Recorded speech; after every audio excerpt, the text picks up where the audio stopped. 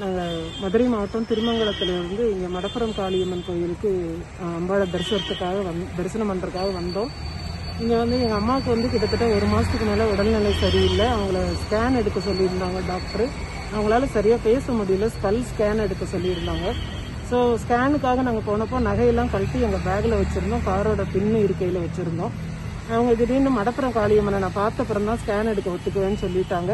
அதனால ஸ்கேன் எடுக்காம வச்ச நகையோட அப்படியே காளியம்மன் கோயிலுக்கு வந்தா இங்க டெம்பிள் ஸ்டாஃப் ஒருத்தர் யூனிஃபார்ம் போட்டவர் நின்றுட்டு இருந்தாரு. இவங்களுக்காக வீல் சேர் கேட்டேன் நான். அவர் வந்து வீல் சேர் கொண்டு வந்து கொடுத்துட்டு காரை நானே கொண்டு போய் நிப்பாட்டிட்டு வரேன்னு எங்ககிட்ட கார் சாவி வாங்கிக்கிட்டாரு. உள்ள நான் வீல் சேரோட அம்மாவோட கோயிலுக்குள்ள சாமி தரிசனம் பண்ண போயிட்டேன். ரொம்ப நேரம் கழிச்சு தான் வந்து சாவி எங்களுக்கு கொண்டு வந்து கொடுத்தாரு. திரும்ப ரிட்டர்ன் வந்து நாங்கள் வண்டியை அவரை வந்து எடுத்துட்டு வந்து தர சொன்னோம். இப்போ வண்டி எடுத்துட்டு வந்து தந்தாரு. அப்படியே நாங்கள் கிளம்பிட்டோம். கொஞ்சம் தூரம் போனோடனே இவங்க சாப்பிடலையேன்னு சொல்லிட்டு நான் இவங்களை சாப்பிட்றீங்களாமான்னு கேட்டேன். அப்புறம் நகையெல்லாம் போட்டுக்கோங்க, ரொம்ப மொட்டையா இருக்குன்னு சொல்லிட்டு பின்னாடி திரும்பி பேக்ல பார்க்கும்போது பேக் வெளியே கிடந்தது.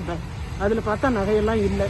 திரும்ப அப்படியே யூட்டர்ன் எடுத்து டெம்பிளில் வந்து நாங்கள் ஹெச்ஆர்என்சி ஆஃபீஸில் கம்ப்ளைண்ட் பண்ணோம். அவங்க சொன்னாங்க, அவங்க நல்லா ஹெல்ப் பண்ணாங்க. அப்புறம் அங்கேருந்து இங்கே திருப்பூணம் போலீஸ் ஸ்டேஷனுக்காக நாங்கள் வந்து கிட்டத்தட்ட மதியானம் 2 மணிக்கு வந்து இப்போ வரைக்கும் போலீஸ் ஸ்டேஷனில் தான் இருக்கோம். எங்களை கூப்பிட்டு வந்து என்ன நடந்ததுன்னு கேட்கல. இன்ஸ்பெக்டர் வருவார், வெயிட் பண்ணுங்கன்னு சொல்லியிருக்காங்க. அந்த பையன், அந்த அஜித்துங்கிற பையனை அவர் டெம்பரரி ஸ்டாஃப்னு சொன்னாங்க. கூப்பிட்டு வந்து நாங்களே இங்கே ஒப்படைச்சிருக்கோம். ஹெச்ஆர்என்சி சார்பாகவும் எனக்கு ஒரு ஸ்டாஃப் கூட வந்திருக்காங்க. இவங்க வந்து அந்த நகையை எப்படியாவது காவல்துறை எங்களுக்கு வந்து மீட்டு கொடுக்கணும்னு கேட்டுக்கிறோம்.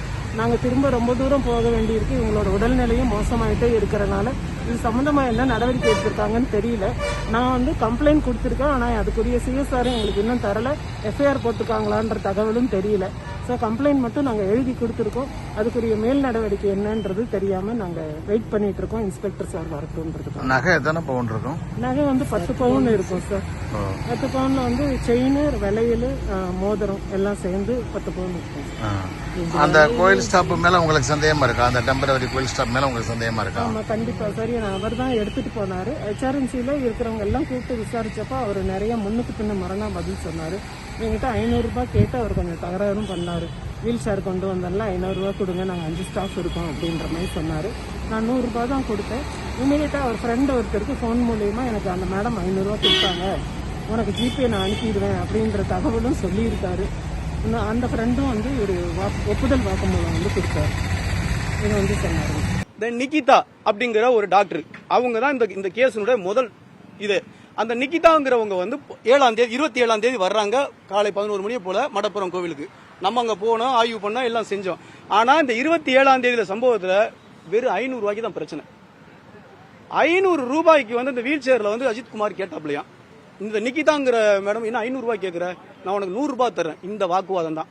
இந்த வாக்குவாதத்தின் அடிப்படையில அவன் மேல வந்து திட்டமிட்டு, அஜித்குமார் மேல வந்து திட்டமிட்டு அந்த 10 பவுன் நகையை காணும் அப்படின்னு சொல்லி இன்ஃபுளுன்ஸ் பயன்படுத்துறாங்க. இந்த இன்ஃபுளுன்ஸ் பயன்படுத்துற ஒரு ஆள் செக்ரட்டரியேட்ல இருக்காங்க. இந்த செக்ரட்டரியில இருக்கிறவங்க யாருன்னா ஐஏஎஸ் ஒருத்தவங்க. இந்த இன்ஃபுளுன்ஸ் பயன்படுத்துற நபரை யாரு அப்படிங்கறதையும் சேர்த்து நீங்க சிடிஆர் போட்டு கொண்டு வாங்க. ஒரு நபர் இங்க தப்பிக்க கூடாது அப்படின்னு தான் விஷயமா. 500 ரூபாய்க்கு 500 ரூபாய் கேட்டதுனால இந்த வாக்குவாதம் அடிப்படையில் 100 ரூபாய் கொடுத்து போயிருக்காங்க. இதையே அந்த நிகிதாங்கிற அந்த மருத்துவர் வந்து வீடியோல தெரிவிக்கிறாங்க, அந்த பையன் ரூடா பேசினா அப்படின்னு சொல்லி. அப்ப ஒரு 500 ரூபாய் சம்பவத்துக்காக திட்டமிட்டு, இதுல ரொம்ப டீட்டெயிலா உள்ள பார்த்தோம்னா திட்டமிட்டு இந்த பையனை அட்வென்ச்சரா தன்னோட அதிகாரத்தை பயன்படுத்தி திருட்டு கேஸ் போடணுங்கிறதுக்காக பிளான் பண்ணி பண்றதா திட்டமா தெரிய வருது. இந்த விஷயத்துல பாத்தீங்களாக்கு அந்த இந்த நிகிதா மேடத்துக்கு செக்ரட்டரியேட்ல இருந்து ஒரு ஐஏஎஸ் ஒருத்தர் தொடர்புல இருக்கிறாரு. அவங்க இன்ஃபுளுன்ஸ் பண்ணி தான் இந்த பையனை தூக்கிருக்காங்க. 27 சாயந்தரம் தூக்குனவங்க 28 வரை அந்த பையனை அடிச்சு 24 ஹவர்ஸ் கோர்ட்ல ப்ரொடியூஸ் பண்ணாரு.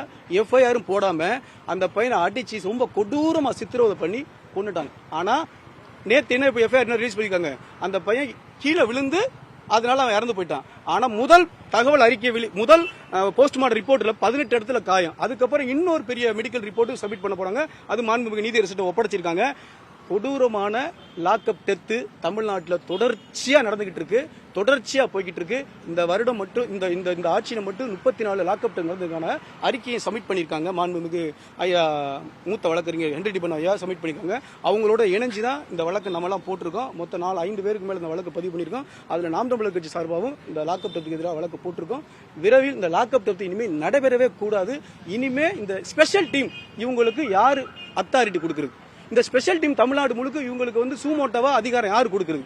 இதெல்லாம் நீதிமன்றம் நம்ம மனசுல என்னெல்லாம் நினைச்சோமோ, ஒவ்வொரு சாமானியனுக்கு என்னெல்லாம் கேள்வி எழுமுமோ, என்னடா இப்படி நடந்துகிட்டு இருக்கு, இதெல்லாம் கேட்கறதுக்கு ஆளே இல்லையா, இதுக்கு நடவடிக்கை எடுக்க ஆளே இல்லையா அப்படிங்கிற விஷயத்துல இன்னைக்கு அதான் நீதி அரசர்கள் கடவுளுக்கு ஒப்பானவர்கள் அந்த கேள்வியை இன்னைக்கு நீதிமன்றத்துக்கு முன்னாடி வாயில் எடுத்து வச்சாங்க. ஒட்டுமொத்த நீதிமன்றமும் அப்படியே ஒட்டுமொத்த வழக்கறிஞர்களும் இதுக்கு ஆதரவு குரல் எடுத்துறாங்க. ஆனா தமிழக அரசு மீது தான் நீதிமன்றம் மீண்டும் சொல்லுது, நான் சிபிஐக்கு கொடுக்கறதோ கொடுக்காம போறது ரெண்டாவது பிரச்சனை. முதல்ல நீங்க அப்படி சிபிஐக்கு மாத்திர மாதிரி இருந்தாலும் நீங்க ஃபைல் பெட்டிஷன் பண்ணுங்க அப்படின்னு ஏடிஜிட்டு போய் கூப்பிட்டு சொல்லிட்டாங்க. இதை தாண்டி இன்னொரு விஷயம் என்னன்னா, தமிழக அரசை நம்புறேன், இந்த விஷயத்துல யார் யாரெல்லாம் இன்ஃபுளுன்ஸ் பண்ணி இந்த லாக்அப் டெத்துக்கு இருந்தாங்களோ அவர்கள் மீது எல்லார் மீதும் நடவடிக்கை எடுக்கணும். பாரபட்சம் பார்க்காம அது ஐபிஎஸ் இருக்கட்டும் ஐஏஎஸ் இருக்கட்டும் யாரா இருந்தாலும் நீங்க நடவடிக்கை எடுக்கணுங்கிறத நம்புறேன். அப்படி சொல்லிட்டு தான் இந்த வழக்கை 8ஆம் தேதி ஒரு மேஜிஸ்ட்ரேட் கிட்ட வந்து அனைத்து டாக்குமெண்ட்டையும் நீங்க ஒப்படைக்க சொல்லி உத்தரவு போட்டிருக்காங்க. 8/7 வந்து வாய்தா தள்ளி போட்டுருக்காங்க. செய்திகளை உடனுக்குடன் தெரிந்து கொள்ள உடனே சப்ஸ்கிரைப் பண்ணுங்க.